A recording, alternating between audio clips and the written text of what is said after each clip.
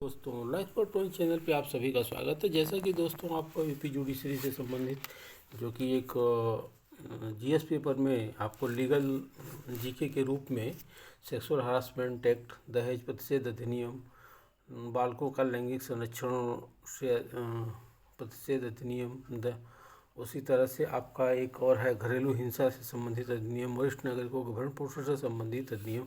उसके संदर्भ में मैंने आपको एक लीगल जीके के रूप में एक वीडियो प्रदान किया हूँ लॉ एक्सपर्ट पॉइंट चैनल के माध्यम से। इसके पहले मैंने 2 एक्ट का तो आपको बता दिया है, बालकों से संबंधित और दूसरा घरेलू हिंसा से संबंधित। तो तीसरा जो एक्ट है उसमें आपका दहेज प्रतिषेध अधिनियम है 1961, जिसका अधिनियम संख्या देख सकते हैं दोस्तों, यहाँ 28 लिखा हुआ है और ये 1961 का है और 20 में को ये प्रकाशित हुआ और 1 जुलाई 1961 को ये लागू हुआ। और जब इसके लागू करने की बात करते हैं तो दोस्तों सबसे प्रमुख बात इसमें मैं बता दूं कि इस अधिनियम में टोटल कुल आपकी जो कुल धाराएं हैं 10 हैं। राष्ट्रपति को 10 मई 1961 में इसको अनुमति हुई और प्रवर्तन इसका हुआ 1 जुलाई 1961 को। और जो इस अधिनियम का मेन उद्देश्य है वो दहेज का देना और दहेज का लेना दोनों को प्रतिषिद्ध करना है, ठीक, दोनों पे रोक लगाना है। तो अब देखते हैं कि ये अधिनियम कहाँ पे है, मतलब इस अधिनियम का क्या नाम है। तो आपको समझ में आ रहा होगा, सामने दिख रहा होगा, दहेज प्रतिषेध अधिनियम 1961 के नाम से जाना जाएगा। अब दूसरा होता है कि इसका विस्तार कहाँ है, तो इसका विस्तार संपूर्ण भारत में जम्मू कश्मीर का जो पहले प्रावधान था उसको रिपील कर दिया गया है। तो अब ये संपूर्ण भारत पे लागू होगा। अब आते प्रारंभ की तिथि, तो प्रारंभ की तिथि जो केंद्र सरकार डिसाइड करती है राजपत्र में अधिसूचना के द्वारा, वही होता है। तो इसको अधिसूचित कर दिया गया है 1 जुलाई 1961 में, तो मीन्स इसका प्रवर्तन 1 जुलाई 1961 में हो गया। तो ये क्वेश्चन आपके लिए इम्पोर्टेंट है, इसको आप याद कर लीजिएगा। इसके बाद हम आते हैं दहेज क्या है। दहेज को परिभाषित किया गया धारा 2 में। धारा 2 जो इसकी बताती है दहेज को परिभाषित करती है। इसमें कहा गया कोई ऐसी संपत्ति या मूल्यवान प्रतिभूति प्रति अभिप्रेत है से तात्पर्य है, मतलब दहेज से अभिप्राय है, और जो विवाह के समय या उसके पूर्व या पश्चात किसी समय विवाह के एक पक्षकार द्वारा विवाह के दूसरे पक्षकार को दी जाती है। इसमें दोस्तों ध्यान रखना आपको कि संपत्ति होनी चाहिए, मूल्यवान होनी चाहिए, प्रतिभूति के रूप में होनी चाहिए, जो विवाह के समय हो या उसके पूर्व हो या उसके पश्चात, ठीक। तो ये समस्या, तो विवाह दूसरा इसका जो एलिमेंट्स है, विवाह के किसी भी पक्षकार के माता पिता द्वारा दिया जा सकता है या किसी अन्य व्यक्ति द्वारा विवाह के किसी भी पक्षकार को या किसी अन्य व्यक्ति को भी ये इसमें दिया जा सकता है। विवाह किसी भी पक्षकार को या किसी अन्य व्यक्ति को जो उससे रिलेटेड है, जिससे विवाह हो रहा है। तो उक्त पक्षकारों के विवाह के संबंध में या तो प्रत्यक्ष रूप से या अप्रत्यक्ष रूप से कोई दी गई है, दी जाने के लिए करार भी अगर कोई की गई है, तो दोस्तों यहाँ पे इस चीज़ को ध्यान रखना कि करार इसके अंतर्गत आएगा कि नहीं। तो यहाँ पे स्पष्ट रूप से कर गया प्रत्यक्ष या अप्रत्यक्ष रूप से दी गई या करार की गई, किंतु उन व्यक्तियों के संबंध में जिन्हें मुस्लिम विधि शरीयत अधिनियम लागू होता है, इसके अंतर्गत मेहर नहीं आता। तो दोस्तों ये भी आपको पॉइंट इंपॉर्टेंट हो जाता है कि इसके अंतर्गत मुस्लिम विधि के जो है आपका शरीयत अधिनियम है, उसके अंतर्गत जो मेहर की राशि होती है अगर वो दी जाती है तो ये इस पर लागू नहीं होगा। तो मतलब दहेज के अंतर्गत मेहर नहीं आता है। अब आते हैं दोस्तों जो मूल्यवान वर्ड यूज किया गया है, तो ये भी आपसे पूछा जा सकता है कि मूल्यवान प्रतिभूति का मतलब क्या है। तो मूल्यवान प्रतिभूति के संदर्भ में इसका स्पष्टीकरण बताता है कि भारतीय दंड संहिता 1860 की जो धारा 30 है उसमें मूल्यवान प्रतिभूति के बारे में बताया गया है, जिसका कोई मूल्य है, ठीक। तो इस प्रकार से आपको ये स्पष्ट हो जाना चाहिए। और इसमें एक केस लॉ है, दहेज का तात्पर्य वही होगा जिसमें कहे केस का नाम है दहेज का तात्पर्य वही होगा जैसा कि दहेज प्रतिषेध अधिनियम की धारा 2 में परिभाषित किया गया है। मुंदिन साहब मतलब कासिम साहब कंचागार वर्सेस कर्नाटक राज्य 2013 का केस है दोस्तों। इसके बाद अब आते हैं दोस्तों हम नेक्स्ट आते हैं वीडियो पे। तो नेक्स्ट सेक्शन जो है आपका इसके अंतर्गत सेक्शन 3। तो सेक्शन 3 में आपको यहाँ पे दहेज को कई मतलब केस लॉ में परिभाषित करने का प्रयास किया गया है, जिसमें कि दहेज का अर्थ देखिए यहाँ पे ये बताया गया है। ये केस का नाम है आपको रीमा अग्रवाल वर्सेस अनुपम 2004 का केस है। इसमें कहा गया कि प्रतिफल के रूप में विवाह के समय या पश्चात विवाह के प्रतिफल के रूप में दिया गया धन, संपत्ति अथवा मूल्यवान प्रतिभूति अव्यक्ति मतलब दहेज की परिभाषा के अंतर्गत आएगी।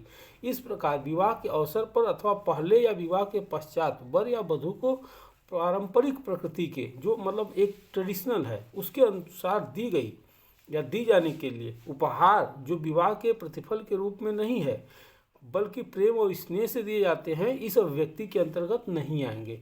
अगर कोई उपहार दिया जा रहा है प्रतिफल के रूप में तो वहाँ पे वो नहीं आएगा। अगर वहाँ की प्राकृतिक मतलब पारंपरिक वहाँ पे ट्रेडिशन है, वहाँ की परंपरा है, तो उसके अंतर्गत अगर वो दिया जा रहा है उपहार के रूप में तो वो दहेज की अभिव्यक्ति के अंतर्गत नहीं आएगा।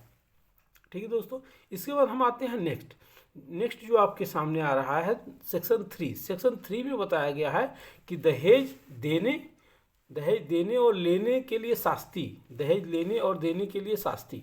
दहेज क्या है कि दहेज लेना और देना, यहाँ पे दहेज लेने और देने के लिए शास्ति के संदर्भ में प्रावधान किया गया है। तो आप देख सकते हैं यहाँ पे कि यदि कोई व्यक्ति इस अधिनियम के प्रारंभ के पश्चात दहेज देगा या लेगा, ठीक, तो वहाँ पे वो क्या कहा जाएगा कि उसने इस प्रकार का दहेज लिया या दुष्प्रेरित करना, तो वह कारावास से जिसकी अवधि 5 वर्ष से कम की नहीं होगी और जुर्माने से जो 15,000 रुपये तक का हो सकता। ऐसे दहेज के मूल्य की रकम तक का इनमें से जो भी अधिक हो कम नहीं होगा। तो दोस्तों ये पॉइंट आपके लिए इम्पोर्टेंट हो गया, दहेज की रकम के मूल्य का। यहाँ पे जो ये पॉइंट है ये आपके लिए बहुत ही इम्पोर्टेंट हो गया। ये पॉइंट जो कि दहेज के मूल्य की रकम तक का इनमें से जो भी अधिक हो कम नहीं होगा। मतलब अगर आपका जो दहेज दिया गया है लिया गया है तो वो राशि होगी जो 15,000 की बात कर रही है उसकी बात नहीं कर रहा है। यहाँ पे एक तो मिनिमम बता गया कि कम से कम 15,000 तक का जुर्माना लगेगा, किंतु वो जितना दहेज लेते हैं उसके अकॉर्डिंग ही, उसके मूल्य की अकॉर्डिंग ही आप पे जुर्माना लगाया जाएगा और जो कारावास होगा वो 5 वर्ष से कम का नहीं होगा। फिर अगर परंतु न्यायालय को ऐसा लगता है दोस्तों, तो यहाँ पे कहता है कि न्यायालय को अगर लगता है तो पर्याप्त या विशेष कारण से जो निर्णय में लेखबद्ध किए जाएंगे 5 वर्ष से कम की अवधि किसी कारावास को आरोपित किया जा सकेगा।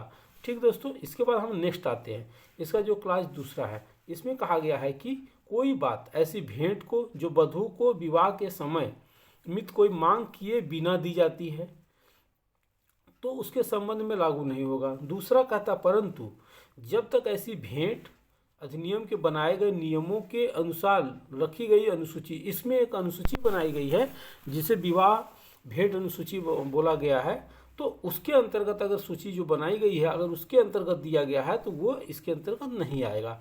ठीक है दोस्तों, इसके बाद ऐसी भेंट जो वर वधू के विवाह के समय उस समय निमित्त मतलब मांग किए बिना दी जाती है तो उसके संबंध में ये धारा लागू नहीं होगी। परंतु फिर कहा गया कि ऐसी भेंट जो वधू या उसकी ओर से किसी व्यक्ति द्वारा वधू के नातेदार दी जाती है तो ऐसी भेंट रूढ़िगत प्रकृति की है और उसका मूल्य ऐसे व्यक्ति की वित्तीय परिस्थिति को ध्यान में रखते हुए जिसके द्वारा वह या जिसकी ओर से भेंट दी गई है अधिक नहीं है। मतलब जो भेंट दी जा रही है अगर उसको वधू के नातेदार के द्वारा दी जा रही है तो वो इसके अंतर्गत नहीं आएगी अगर वहाँ पे इस तरह की रूढ़ी प्रथाएं हैं। और किंतु इस चीज़ को ध्यान में रखा जाएगा कि जो व्यक्ति दे रहा है उसकी वित्तीय स्थिति, उसकी वित्तीय परिस्थिति क्या है, अगर उससे को ध्यान में रख करके इस पे डिसीजन लिया जाएगा कि वो दहेज के रूप में दी गई है या नहीं। ठीक, इसके बाद नेक्स्ट आते हैं सेक्शन 4। सेक्शन 4 में दहेज मांगने के लिए शास्ति है। ठीक है दोस्तों, यहाँ पे आपने देखा होगा कि जो आपका सेक्शन 3 था यहाँ पे दहेज देने की बात की जा रही है। यहाँ पे जो सेक्शन 3 था दहेज देने या लेने के लिए शास्ति, यहाँ मांगने के लिए दहेज जो आपका सेक्शन 4 बताता है दहेज मांगने के संदर्भ में बताता है कि दहेज मांगने पे क्या होगा, शास्ति कितनी होगी। तो अगर कोई व्यक्ति दहेज मांगता है किसी भी, यदि कोई व्यक्ति यथास्थिति वधू या वर की तरफ से क्या किया रहा है, वर के माता पिता या अन्य नातेदार या संरक्षक को किसी दहेज की प्रत्यक्ष या अप्रत्यक्ष रूप से मांग करेगा तो वह कारावास से जिसकी अवधि 6 माह से कम की नहीं होगी, किंतु जो 2 वर्ष तक की हो सकती है। कितना? 2 वर्ष। ठीक है दोस्तों, यहाँ पे 2 वर्ष तक की बात है। और जुर्माना क्या होगा? जुर्माना होगा 10,000 रुपये तक का। परंतु न्यायालय कह रहा है कि अगर न्यायालय को पर्याप्त लगता है या विशेष कारण से जो निर्णय में उल्लिखित किए जाएंगे, तो वह अवधि जो है 6 मास की अवधि को वह कम भी कर सकता है। ठीक, कम की किसी भी अवधि को दरावास किया जा सकता है। ठीक दोस्तों, इसके बाद नेक्स्ट आते हैं सेक्शन 4A। 4A में लिखा गया है कि विज्ञापन पर पाबंदी। अगर कोई भी व्यक्ति दहेज लेता है या देता है या उसका विज्ञापित करता है, जैसे अपने पुत्र या पुत्री या किसी अन्य नातेदार के विवाह के प्रतिफल स्वरूप किसी समाचार पत्र में, नियतकालिक पत्रिका में, जर्नल में या किसी अन्य माध्यम से अपनी संपत्ति या किसी धन अंश या दोनों के किसी कारोबार के या अन्य हित के किसी अंश की प्रस्थापना करेगा। अगर उसका प्रकाशन करता है या बताता है, कोई विज्ञापन मुद्रित कराएगा, प्रकाशित कराएगा, परिचित करता है, तो वह कारावास से जिसकी अवधि 6 मास तक की हो सकेगी, कम की नहीं होगी। 6 मास से कम की नहीं होगी, मतलब 6 वर्ष तक। और किंतु वो 5 वर्ष तक बढ़ाई जाएगी। कितना? 5 वर्ष। 5 वर्ष तक बढ़ाई जा सकती है और 15,000 रुपये तक का जुर्माना दिया जाएगा। ठीक, वो दंडनीय होगा। तो इसके बाद अब आते हैं न्यायालय का, जो कि हम हर सेक्शन में पढ़ते आ रहे हैं कि यहाँ पे क्या किया गया कि परंतु न्यायालय को अगर लगता है तो वो पर्याप्त कारण है और विशेष कारण है तो उसको कम कर सकता है। ठीक, इसके बाद आते हैं सेक्शन 5। सेक्शन 5 में आपको देखने को मिला दहेज देने या लेने के लिए करार जो किए जाएंगे वो शून्य होंगे। दहेज लेने का करार और दहेज देने का करार शून्य होगा। फिर इसके बाद सेक्शन 4। सेक्शन ये आपको इम्पोर्टेंट सेक्शन है, इसको आप वेरी वेरी इंपॉर्टेंट है, ये पूछा जा सकता है दोस्तों। तो दहेज देने और लेने का जो करार होगा वो शून्य होगा, सेक्शन 5 बताता है। अब सेक्शन 6 आते हैं। सेक्शन 6 में दहेज का पत्नी या उसके वारिसों के फायदे के लिए होना। मतलब अगर कोई दहेज का पत्नी या उसके वारिसों के फायदे के लिए होना, मतलब जहाँ कोई दहेज ऐसी स्त्री से भिन्न जिसके विवाह के संबंध में वह दिया गया था, मतलब कौन? कोई ऐसी स्त्री है, जो ऐसी स्त्री के बारे में बोला जा रहा है यहाँ पे, ऐसी स्त्री से भिन्न कोई दहेज ऐसी स्त्री से भिन्न जिसके विवाह के संबंध में वो दिया गया है। मतलब अगर वो भिन्न है, मतलब जिसका विवाह नहीं हुई, जिसके विवाह के संबंध में दहेज दिया गया वो नहीं, उससे भिन्न किसी व्यक्ति के द्वारा प्राप्त किया जाता है, वह व्यक्ति उस दहेज को, यदि दहेज विवाह से पूर्व प्राप्त किया गया है तो विवाह की तारीख के पश्चात 3 मास के भीतर, यदि वह दहेज विवाह के समय दिया गया है और या उसके पश्चात दिया गया है, प्राप्त किया गया, तो उसके प्राप्ति की तारीख से 3 मास के भीतर।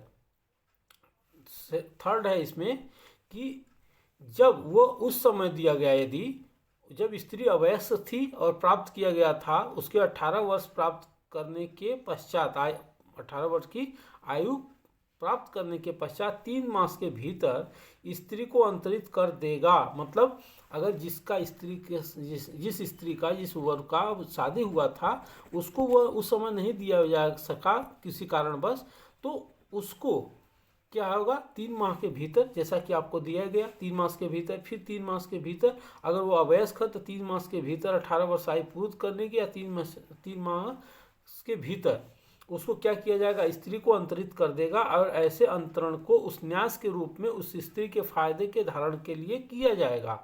ठीक, जो भेंट दी जाएगी। यदि कोई व्यक्ति को धारा 1 में अपेक्षित किसी संपत्ति या उसके लिए निर्दिष्ट परिसीमा काल के भीतर, ठीक, अपेक्षित अंतरण करने में असमर्थ रहता है, तो वह कारावास से जिसकी अवधि 6 मास तक की हो सकती है, किंतु 2 वर्ष तक की हो सकेगी। 6 मास से कम की नहीं होगी और 2 वर्ष तक का होगा, जो 5,000 जुर्माने तक का भी दंडनीय कम से कम होगा, किंतु वो 10,000 रुपये तक का बढ़ाया जा सकता है, से दंडनीय किया जाएगा। फिर इसके बाद सेक्शन आपका, इसी सेक्शन का जो क्लास 3 है, कहता है कि जहाँ ऐसी स्त्री किसी संपत्ति के लिए हकदार स्त्री को उससे प्राप्त करने के लिए पूर्व मृत्यु हो जाती है, तो वह संपत्ति जो उसको भेंट में दी गई है वो क्या किया जाएगा, उसकी स्त्री के वारिसों के लिए प्रदान कर दी जाएगी। इसके बाद आप देख सकते हैं, परंतु जहां मृत्यु के विवाह के 7 वर्ष के भीतर प्राकृतिक कारणों से अन्यथा हो जाती है, तो ऐसी संपत्ति उसकी संतान को नहीं जाएगी। मतलब अगर मृत्यु उसके विवाह के 7 वर्ष के भीतर प्राकृतिक कारण से अन्यथा हो जाती, प्राकृतिक कारण से नहीं हुई बल्कि उसको दहेज मृत्यु के कारण या किसी अन्य कारण से मार दिया जाता है, ठीक, या प्राकृतिक मृत्यु को छोड़ करके कोई अन्य एक्सीडेंट होता है, तो ऐसी स्थिति में कोई संतान नहीं है और माता पिता को अंतरित की जाएगी। अगर कोई संतान उस समय नहीं होता 7 वर्ष तक तो उसके माता पिता को जाएगी। अगर उसकी संतान है तो ऐसी संतान को अंतरित की जाएगी। ऐसे अंतरण संतान के लिए न्यास के रूप धारण करेंगे। अगर कोई व्यक्ति उस संपत्ति को धारण करता है जहाँ की संतान उसका अवयस्क है तो वो उस संपत्ति को संतान के लिए एक न्यास के रूप में धारण करेगा। जब तक वो वयस्क नहीं हो जाता है तब तक उस संपत्ति से उसका भरण पोषण किया जाएगा। इसके बाद नेक्स्ट जो आपका है क्लास इसी का आप देख सकते हैं कि कहा गया कि 3 का कहा गया कि अगर अपेक्षित संपत्ति अंतरण करने में असफल रहने के लिए सिद्ध दोष ठहराए गए किसी व्यक्ति ने उस उपधारा के अधीन सिद्ध दोष ठहराए जाने के पूर्व ध्यान रखना सर दोस्तों, ऐसी संपत्ति का उसके लिए हकदार स्त्री जो थी को या उसके यथास्थिति वारिस माता पिता संतान को अंतरण नहीं किया तो वहाँ न्यायालय के द्वारा उसे अधीन दंडित करने के कारावास से लिखित आदेश के द्वारा निर्देश देगा कि ऐसा व्यक्ति ऐसी संपत्ति को यथास्थिति स्त्री के वारिसों को, माता पिता को या संतान को ऐसी अवधि के भीतर जो निर्दिष्ट की जाएगी अंतरण कर दे। ऐसा व्यक्ति निर्देश का यदि पालन नहीं करता है तो ऐसी अवधि के अनुपालन करने में असफल रहता है। यहाँ पे कहा गया है कि असफल रहता है यदि तो ऐसी संपत्ति जुर्माना हो सकेगा और यथास्थिति उस स्त्री वारिस संतान माता पिता को संदाय किया जाएगा और जो जुर्माना लगेगा उसको दिया जाएगा। और धारा 3 और 4 के उपबंध प्रभाव नहीं डालेगी। इस धारा की कोई भी बात 3 और 4 पे कोई प्रभाव नहीं डालेगी। इसके बाद हम आते हैं सेक्शन 7। सेक्शन 7 में एकदम सिंपल सा वर्ड यूज किया गया है कि अपराधों का संज्ञान कौन सा लेगा। तो न्यायालय इसमें लिखा गया है कि महानगर मजिस्ट्रेट ले सकता है या प्रथम वर्ग न्यायिक मजिस्ट्रेट ले सकता है। से अगर कोई न्यायालय मतलब प्रथम वर्ग से नीचे का कोई न्यायालय नहीं लेगा। इसका मतलब आप स्पष्ट रूप से जान जाइए कि प्रथम वर्ग न्यायिक मजिस्ट्रेट ही इसका संज्ञान लेगा। विचारण उसके पास किया जाए से नहीं किया जाएगा, मतलब किया जाएगा। कोई न्यायालय इस अधिनियम के अधीन अपराध का संज्ञान उस अपनी जानकारी या ऐसे अपराध की गठित करने वाले तथ्यों के पुलिस रिपोर्ट पर ले सकता है, पुलिस रिपोर्ट पे, या ऐसे अन्य व्यथित व्यक्ति, अपराध से व्यथित व्यक्ति या माता पिता, देख रहे हैं दोस्तों यहाँ पे माता पिता लिखा गया, व्यथित व्यक्ति, अन्य नातेदार द्वारा या किसी मान्यता प्राप्त संस्था या संगठन द्वारा परिवाद पर कर सकता है। तो मतलब यहाँ पे 2 चीज़ें आपको स्पष्ट कर देने की कि अपराध का संज्ञान कौन व्यक्ति लेगा। पहला तो वो महानगर मजिस्ट्रेट लेगा या प्रथम वर्ग का न्यायालय लेगा, उससे न्यून का कोई न्यायालय नहीं लेगा, तो प्रथम वर्ग लेगा। दूसरी की बात यहाँ पे लिखी गई कि उससे ऊपर का ले सकता, प्रथम वर्ग से ऊपर का कोई भी न्यायालय ले सकता है, किंतु प्रथम वर्ग के नीचे का कोई न्यायालय नहीं लेगा। इसका मतलब यह है। और दूसरी बात कहा गया कि आप परिवाद कौन करेगा, कंप्लेंट मतलब कैसे संज्ञान लेगा, किसके कहने पे, तो वो पुलिस रिपोर्ट पे कर सकता है या व्यथित व्यक्ति के परिवाद पे या माता पिता के परिवाद पे या अन्य नातेदार के परिवाद पे या मान्यता प्राप्त कोई कल्याण संस्था है या कोई एनजीओ है के परिवाद पे कर सकता है। ठीक, अब आते हैं हम सेक्शन 8। सेक्शन 8 है मान्यता प्राप्त कल्याण संस्थाओं के बारे में वो दिखा गया है कि वो मतलब उसको रजिस्टर होना चाहिए केंद्रीय सरकार, राज्य सरकार द्वारा जो मान्यता दी गई है उन्हीं संस्थाओं द्वारा किया जाएगा। तो ये इसमें आपको ज़्यादा माइंड अप्लाई करने की कोई ज़रूरत नहीं है। अब आते हैं हम सेक्शन 8 पे। सेक्शन 8 जो है आपका अपराधों का कुछ प्रयोजन के लिए संज्ञेय होना, मतलब अजमानती और असमनी, मतलब जो अपराध होगा इस अधिनियम के अंतर्गत उसका नेचर क्या होगा, मतलब संज्ञेय होना तथा अजमानती असमनी होना, मतलब इसका कंपाउंडेबल नहीं होगा, दूसरा नॉन बेलेबल होगा, तीसरा कॉग्निजेबल होगा। ठीक, तो कहा गया कि ऐसे अपराधों के वैसे ही लागू होंगे जो कि अन्वेषण के प्रयोजन के लिए होते हैं, 1973 जो आपका सीआरपीसी है। ठीक, और भिन्न विषयों के प्रयोजन के लिए, मतलब भिन्न अधीन अपराधों के लिए है और निम्नलिखित से भिन्न विषयों के प्रयोजन के लिए क्या किया जाएगा, उस संहिता की जो धारा 42 है, संहिता की धारा 42 में निर्दिष्ट विषय के अनुसार, और जहां किसी व्यक्ति का वारंट के बिना या मजिस्ट्रेट के किसी आदेश के बिना गिरफ्तारी की गई है वो संज्ञेय अपराध ही है। ये माना जाएगा। और दूसरा है कि इस अधिनियम के अधीन प्रत्येक अपराध का जो होगा अजमानती कहा जाएगा और असमनीय होगा, नॉन कंपाउंडेबल होगा, मतलब नॉन बिलेबल होगा, अनकंपाउंडेबल। तो ये इंपॉर्टेंट है, वेरी वेरी इंपॉर्टेंट है दोस्तों, इसको आप टिक कर लें, इसको जरूर याद कर लें। इसके बाद हम सेक्शन 8A आते हैं। 8A में सिंपल सा क्या है, सबूत का भार क्या होगा। सबूत का भार उस व्यक्ति पे होगा जो दहेज लेने या देने का दुष्प्रेरित करने के लिए धारा 4 के अंतर्गत दहेज मांगने के लिए या अभियोजित किया जाता है, तो अभियोजित व्यक्ति पे होगा सबूत का भार। ठीक, इसके बाद आते हैं नेक्स्ट सेक्शन है आपका 8A। 8A में क्या कहा गया कि 8A में कहा गया दहेज प्रतिषेध अधिकारी की बात है। दहेज प्रतिषेध अधिकारी कौन होगा। दहेज प्रतिषेध अधिकारी की नियुक्ति राज्य सरकार द्वारा की जाएगी। राज्य सरकार इतने दहेज प्रतिषेध अधिकारी नियुक्त कर सकेगी जितने वह ठीक समझे। और अब ये पूछ देगा कि राज्य जो आपका दहेज प्रतिषेध अधिकारी है उसकी नियुक्ति कौन करेगा, तो आप स्पष्ट रूप से जान लीजिए कि राज्य करता है। अब उसके कार्य क्या होंगे, ये आपका प्रयोग और कार्यों का जो कृत्य होंगे उसकी शक्तियाँ होंगी उसका प्रयोग करने के लिए, अर्थात वह क्या करेगा, उपबंधों कानून पालन करेगा इस अधिनियम को, और दहेज मांगने यथासंभव रोकने का प्रयास करेगा। दुष्प्रेरित करने या दहेज मांगने के यथासंभव रोकने का प्रयास करेगा। इस अधिनियम के अधीन व्यक्तियों के अभियोजन के ऐसा साक्ष्य एकत्र करना होगा, उसका अतिरिक्त कार्य करना जो भी सौंपे जाएंगे। इसके बाद राज्य सरकार इस सूचना द्वारा जो दहेज प्रतिषेध अधिकारी है किसी पुलिस अधिकारी को ऐसी शक्तियाँ प्रदत्त कर सकता है। ये इम्पोर्टेंट है दोस्तों आपके लिए, ये आपके लिए इम्पोर्टेंट हो रहा है कि जो दहेज प्रतिषेध अधिकारी है को किसी पुलिस अधिकारी को ऐसी शक्तियां प्रदत्त कर सकेगी।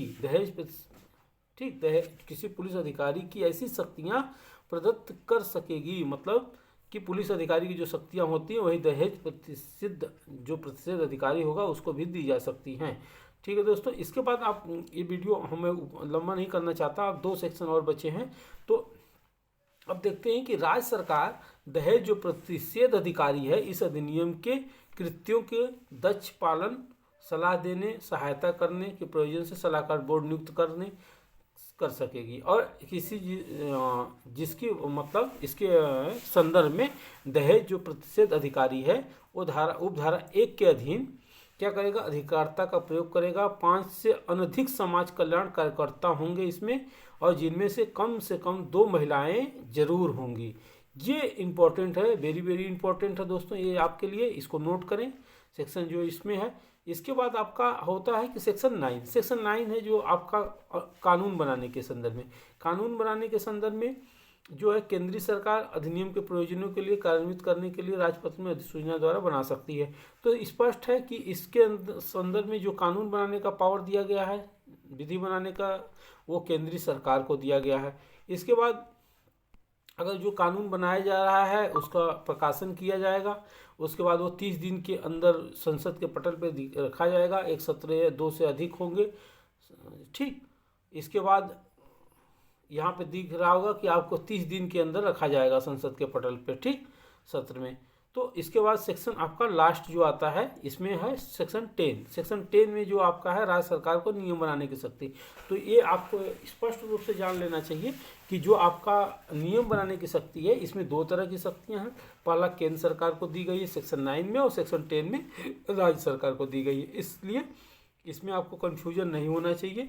इसके बाद जो भी चीज़ें हैं आपको दहेज जो प्रतिषेध है वर बद भेंट सूची दी गई है 1985 में बनाई गई, कि इसके अंतर्गत क्या किया गया कि जो दहेज की प्रतिषेध सूची है इसके अंतर्गत ये बनाया गया कि जो आपको भेंट दी जाती है उसकी सूची बनाना जरूरी है। जो भी आपको इस नियम के अनुसार, जैसे कि विवाह के समय जो भेंट वर को दी जाती है और या उनकी ओर से सूची, एक वर सूची रखेगा। विवाह के समय भेंट वर को दी जाती है जो भी, उसकी वर द्वारा एक सूची बनाकर रखा जाएगा। और दूसरे में लिया गया है कि भेंट की प्रत्येक सूची के में क्या है कि विवाह के समय, विवाह के पश्चात यथासंभव शीघ्र तैयार की जाएगी, लिखित में होगी। उसमें क्या क्या होगा, प्रत्येक भेंट की संक्षिप्त विवरण होगा और उसका मूल्य होगा, भेंट जो दी गई है अनुमानित मूल्य होगा। इसके बाद जो है आपका नेक्स्ट जो है इसमें कहा गया कि उस व्यक्ति का नाम होगा जिसने भेंट दी है, और यदि वह व्यक्ति जिसने भेंट दी है वधू या वर का नातेदार है तो ऐसे नातेदारी का विवरण लिखा जाएगा, और वर और वधू दोनों का वहाँ पे हस्ताक्षर किया जाएगा उस सूची पे। ठीक, इसके बाद इसमें ज़्यादा कुछ नहीं है दोस्तों। इस प्रकार से आपका ये अधिनियम समाप्त हो गया। अब इसके बाद जो आपका जो भारतीय दंड संहिता के अंतर्गत है जो कुछ प्रावधान है उसमें 304 बी है, दहेज मृत्यु के संदर्भ में आप जान रहे हैं। दूसरा है 498 के ए, तो इसमें क्रूरता के संदर्भ में है, नातेदार द्वारा क्रूरता की जाती है उसके संदर्भ में है। इसके बाद आपका आत्महत्या के संदर्भ में 174, अगर ऐसा कोई आत्महत्या की जाती है तो उसके जांच विचारण की बात की गई है, जांच कौन करेगा, ठीक, उसकी रिपोर्ट करने के बारे में। इसके बाद आपका जो सेक्शन नेक्स्ट है 176 है, जैसे कि अगर किसी की मृत्यु हो जाती है दहेज के कारण या किसी, तो वहाँ पे जांच कराने का जो अधिकारी है उसके निकटतम मजिस्ट्रेट द्वारा कराई जाएगी। पुलिस उसकी जांच सौंपेगा मजिस्ट्रेट को। निकटतम मजिस्ट्रेट, जो भी निकटतम मजिस्ट्रेट होगा उसकी मृत्यु समीक्षा रिपोर्ट कराने का उसे अधिकार है, ठीक। यहाँ पे मृत्यु समीक्षा के संदर्भ में ही मेन प्रावधान है 174। जब आप सीआरपीसी पढ़ेंगे तो इसमें आपको स्पष्ट रूप से पता चल जाएगा। इसके बाद दोस्तों नेक्स्ट जो है आपका अपराध का, जो मैंने बता दिया कि किन किन मामलों में किसको संज्ञान लेने का अधिकार है, तो यहाँ पे आपका स्पष्ट रूप से इसमें कारावास की कोई बात नहीं है। यहाँ पे प्रथम वर्ग मजिस्ट्रेट को ही पूरा राइट दिया गया है, इसके ऊपर का कोई भी मजिस्ट्रेट विचारण कर सकता है, किंतु यहाँ पे उससे न्यून व्यक्ति जो प्रथम वर्ग का मजिस्ट्रेट है उससे नीचे का कोई व्यक्ति इसकी प्रक्रिया को नहीं कर सकता। तो इस तरह से दोस्तों मैंने आपको दहेज प्रतिषेध अधिनियम 1961 से जो रिलेटेड प्रावधान थे, जो इसमें इंपॉर्टेंट क्वेश्चन थे, जो इंपॉर्टेंट सेक्शंस थे, उनको मैंने आपको नोट करा दिया। अगर इसमें और आपको कोई डाउट होता है तो आप 8896627960 पे कॉल कर सकते हैं, व्हाट्सएप कर सकते हैं, अपना कमेंट कर सकते हैं।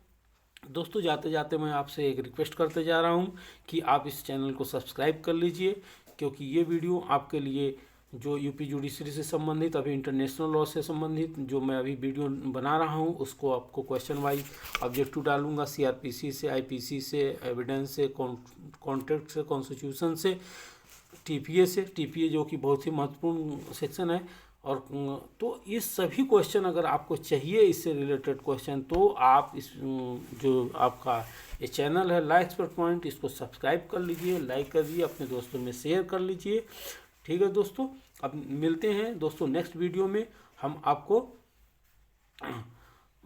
उसके सेक्सुअल हरासमेंट एक्ट के संदर्भ में जो आपको इम्पोर्टेंट क्वेश्चन होंगे, जो उसमें कुल महत्वपूर्ण सेक्शन है, उसके संदर्भ में लेकर के मैं हाजिर हूँगा। तब तक के लिए धन्यवाद दोस्तों। जय हिंद, जय भारत।